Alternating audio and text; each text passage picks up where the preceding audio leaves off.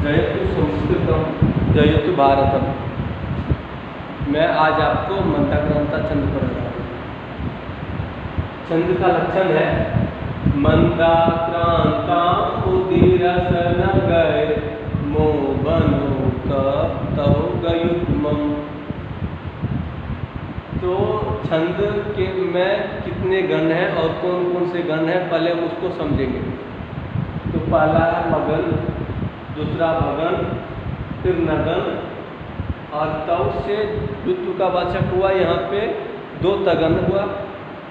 गयुग्मम, युग्म द्वित्व का वाचक है, जैसे युग्म, युगल, इंग्लिश में कपल, ये द्विवचनांत शब्द है। संस्कृत में दंपति, तो युग्म अर्थात दो और दो गुरु, अर्थात मंदाक्रांता छंद के प्रत्येक पाद में क्रम से पहले होगा मगन, फिर होगा भगन, फिर होगा नगन, फिर होगा दो तगन। तगन यहाँ पे दो है। उसके बाद दो गुरु। तो यहाँ पे जैसा देखें कि 1 2 3 अर्थात दो यानी 5 गण हुआ। एक गण में 3 अक्षर होते हैं, तो 5 या 15 अक्षर हो गया और दो गुरु, 15 2 17। तो मंदाक्रांता छंद में 17 अक्षर होते हैं। अब विशेष हम यहाँ ये समझेंगे, यहाँ पे देखिए है अम्बुदी। अम्बुदी का अर्थ होता है सागर। अम्बुदी का अर्थ है सागर। तो यहाँ पे सागर 4 है और रस 6 रस है और पर्वत रस 6। नग न गच्छति इति नगः, अर्थात जो नहीं चलता है वह नग हुआ, अर्थात पर्वत। 7 पर्वत है कुल पर्वत। उसके बारे में हम उसका श्लोक हम कमेंट कर देंगे, देख लीजिएगा। तो 7 4 6 7। इसका जो इस श्लोक का जो यति होगा वो 4वें वर्ण पे, 6वें वर्ण पे और 7वें वर्ण पे यति होगा। यति का अर्थ हुआ विराम। यति का अर्थ हुआ विराम। अब हम इसके उदाहरण को देखेंगे, उदाहरण को संस्कृत पढ़ेंगे। धूम ज्योति सलिल मरुताम सन्निपातः त्वमेघः संदेशार्था कपटुकर नहीं प्राणिभिः प्रापनीया। इत्योत्सुक्याद परिगणयन् गुह्यगस्तं ययाचे कामार्था हि प्रकृति कृपणा चेतना चेतनेषु। अब हम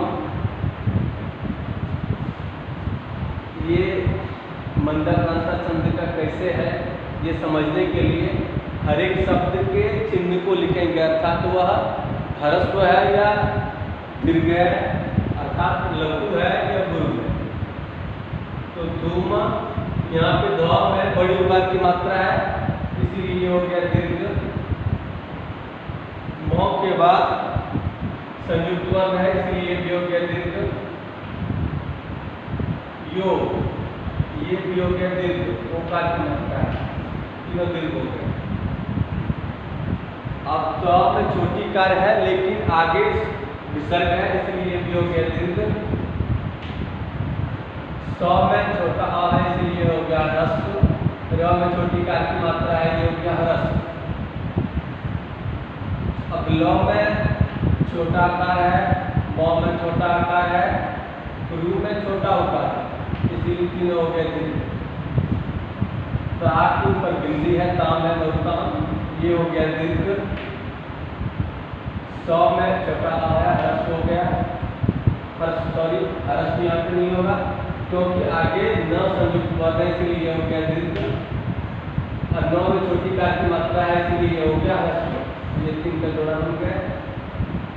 पा में आ है, ये हो गया दीर्घ। 100 के आगे विसर्ग है, हो गया दीर्घ। उसके बाद वो है, वो हो गया ह्रस्व। तो कौन सा संयुक्त वर्ण है? मो में एक की मात्रा है, हो गया दीर्घ। और भाव के आगे विसर्ग है, इसीलिए ये भी हो गया दीर्घ। कैंसर के इसलिए हो गए थे। तो देखिए 3 का जोड़ा बना दिए। पहला जो है इसमें तीनों एस हो गए अर्थात मगन। नोट करिए यहाँ पे मगन।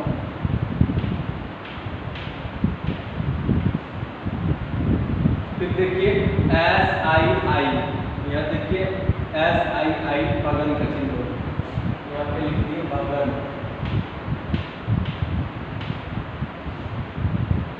अब देखिए तीनों ह्रस्व है I, तो तीनों ह्रस्व का होता है नगन।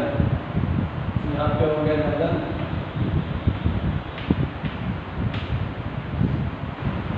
अब देखिए SSI, देखिए यहाँ पे चिन्ह SSI, ये तगन का चिन्ह है, तो यहाँ पे हो गया तगन। यहाँ पे भी SSI है, ये भी हो गया तगन। और ये दोनों हो गया दो अंतिमता का युग्म, जो हो गया भ्रू।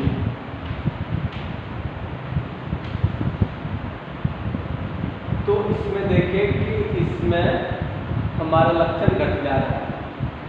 अब इसको पढ़ेंगे कि कहाँ कहाँ पे रुकना है। तुम ज्योति, पहले देखिए चौथे वाले पे रुके, 1 2 3 4, चौथा वाला नंबर यहाँ पे हो गए। अम्बुदी 4 समुद्र है, चौथे वाले में पहले रुके। धूम ज्योति, फिर था रस 6, ये 6 अक्षर पे रुकेगा। सलीला मरुताम, धूम ज्योति सलीला मरुताम, देखिए यहाँ तक आ रहा है 1 2 3 4 5 6, छठे वाले पे हो गया। सन्निपात त्वमेघ, धूम ज्योति सलिल मरुताम, सन्निपात त्वमेघ। अंतिम में क्या था? नग। नग अर्थात पर्वत। 7 पर्वत है, कुल पर्वत 7 है। और देखेंगे 1 2 3 4 5 6, 1 2 3 4 5 6 7, ये 7 बार होंगे। आप जोड़ लीजिए तो 6 4 10 और 7 17। पहले आपको बताया गया थे कि इसमें 17 अक्षर होते हैं। मंदाक्रांता छंद में 17 अक्षर होते हैं। तो इस प्रकार हम समझते हैं कि मंदाक्रांता छंद को समझ गए। अब हम चाहते हैं कि इस श्लोक के अर्थ को समझें और इसके साथ हम इसके अलंकार को भी समझ लें। तो है धूम ज्योति सलिल मरुताम, सन्निपात त्वमेघ, संदेशार्था त्वपटुकर नहीं प्राणी भी प्रापनीया, इत्युत्सुक्याद परिगणयन् गुह्यतस्तं ययाचे, कामार्ता हि प्रकृति कृपणा चेतना चेतनेषु। प्रस्तुत श्लोक मेघदूतम, कालिदास विरचित मेघदूतम का 5वां श्लोक है। इसमें मेघ यक्ष जो है वो अपने पत्नी से विरक्त है, दूर में है। वह अपने पत्नी को पत्र भेजना चाहता है। उसी के प्रसंग में यह श्लोक है कि वो किसके माध्यम से भेज रहा है।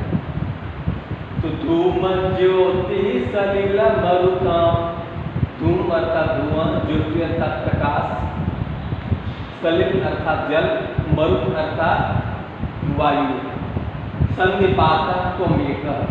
मेघ कैसा है? तो मेघ जो है वह धुआं, तेज, जल और वायु से मिला जुला है, मिला है। सन्निपात अर्थात मिला। मेघ कहाँ? मेघ जो है वह धुएं, वो जो धूम ज्योति सलिल और मरुत से मिला हुआ है। और कहाँ? और त्वको का अर्थ होता है कहाँ? संदेशार्था त्वपटु करने प्राणी भी प्रापनीया। संदेशार्था, संदेश के लिए। आप जो किसी को संदेश भेजते हैं तो संदेश के लिए कैसा आदमी चाहिए? तो पटु करना ही। पटु का अर्थ होता है चतुर। जो चतुर हो प्राणिकी प्रापणीया, जो आपके पत्र को सही सलामत आप जिसे भेजना चाहते हो उस व्यक्ति तक पहुंचा दे। प्राणिकी प्रापणीया अर्थात जिस प्राणी को आप भेजना चाहते हैं वहां तक आपके पत्र को पहुंचा दें। तो देखिए दोनों में कितना अलग अलग है। जहाँ मेघ है वह इन चारों तत्वों से मिलकर बना हुआ है, धुआं, ज्योति, सलिल और मरुत से। और कहाँ संदेश भेजने के लिए चतुर व्यक्ति की आवश्यकता है। फिर भी इत्योत्सुक्यात् अपरिगणयन्, उत्सुकतावश अर्थात जैसे होता है कि हड़बड़ाहट जिसे बोलते हैं जल्दीबाजी, उत्सुकता के कारण अपरिगणयन अर्थात गिना नहीं, सोचा समझा नहीं कि मैं पत्र भेज रहा हूँ, मुझे पत्र भेजने लायक अच्छे व्यक्ति की आवश्यकता है, ऐसा वो बिना सोचे समझे। वो ये कस्तम ये याचे, तम अर्थात जो मेघ था, तम अर्थात जो मेघ है जिसको वो देख रहा है, उस मेघ को गुह्यक यक्षा ये याचे, उससे कामना करता है। कामार्था ही प्रकृति कृपणा चेतना चेतनेषु, ये विशेष बात कही गई है यहाँ पे, ये विशेष बात कही गई है। कामार्था, कामार्था अर्थात काम से व्याकुल। यहाँ पे मेघदूत जो है वह श्रृंगार रस प्रधान है। श्रृंगार दो है, विप्रलंब श्रृंगार और संभोग श्रृंगार। तो यहाँ पे संभोग श्रृंगार रस है, सॉरी श्रृंगार में बोल रहा हूँ, श्रृंगार रस है यहाँ पे। तो कामार्था, काम से जो पीड़ित व्यक्ति होता है, प्रकृति कृपणा, वो स्वभाव से ही कृपण होता है। चेतना चेतनेषु अर्थात क्या सही है क्या गलत है, कौन सजीव है कौन निर्जीव है, मैं किसको कहूँ किसका इस काम के लिए और किसको ना कहूँ, यह सोचने समझने की शक्ति उसमें नहीं रहती है जो कामार्थ होते हैं। और यहाँ पे जो गुह्यक है अर्थात जो यक्ष है, उसकी स्थिति भी ऐसी ही है, उसकी स्थिति भी ऐसी ही है। इस वजह से वह बिना सोचे समझे सामने देखता है कि बादल जा रहा है उधर, और उसी से वह कामना कर बैठता है। तो यहाँ पे विशेष शब्द से सामान्य को विशेष, एक मिनट, यहाँ पे